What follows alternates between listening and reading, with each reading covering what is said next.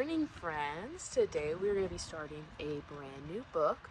But first, I want to talk about the book that we've been reading the past couple days called If You Lived During the Civil War by Denise Lewis Patrick. I don't know if you guys remember. This book discussed the Civil War. We learned a few basic facts, why it was fought, who fought in the war. Can anybody remind me when the Civil War was? Good, the 1860s. Okay, before we start, we're going to talk about the cover of our book. Our book is called Pink and Say by Patricia Polacco.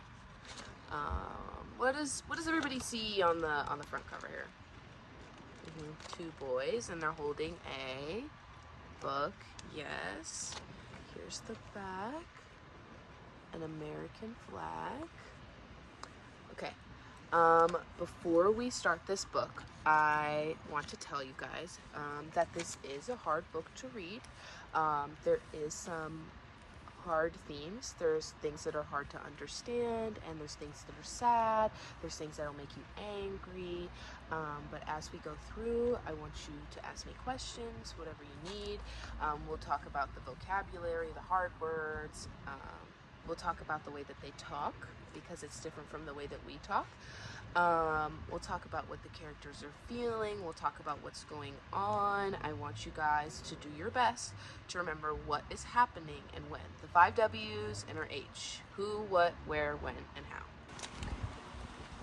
Pink and Say by Patricia Polacco. To the memory of Pincus Ailey.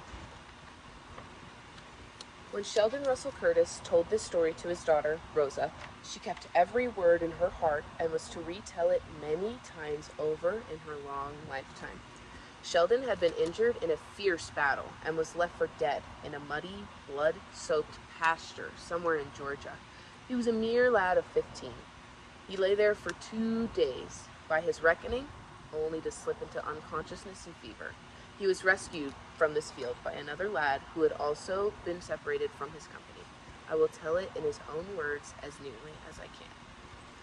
Next thing I remember was collapsing in the heat on the ground and rocking with the pain in my leg. Everything started to go black.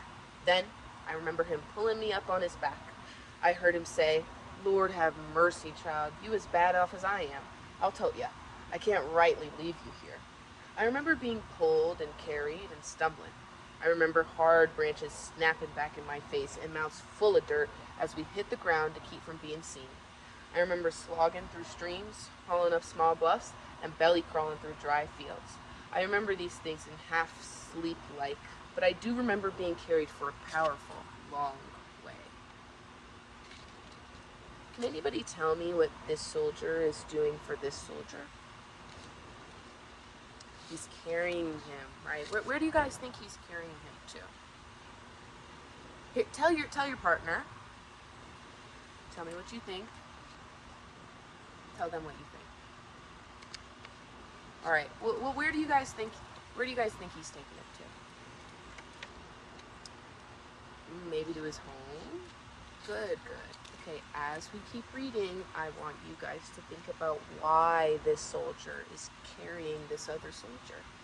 We said maybe he's taking him to his home, maybe to the hospital. We're not sure, right?